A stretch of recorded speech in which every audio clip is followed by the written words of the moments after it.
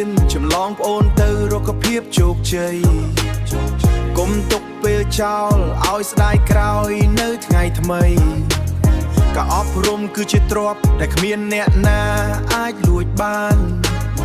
ស្ដាប់បង្គាប់ចាស់ទុំទើបជីវិតរស់នៅមានន័យនិងសុខសាន្តធ្វើជាក្មេងទំនើងតើបានអ្វីមកវិញ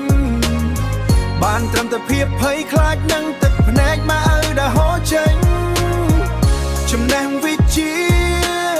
ទើបជាទ្រព្យជាប់កាយ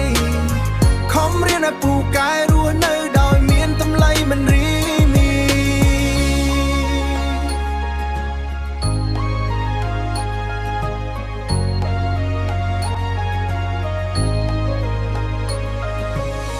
មើលគេទៅប្អូនគេខំរៀនសូត្របានខ្ពង់ខ្ពស់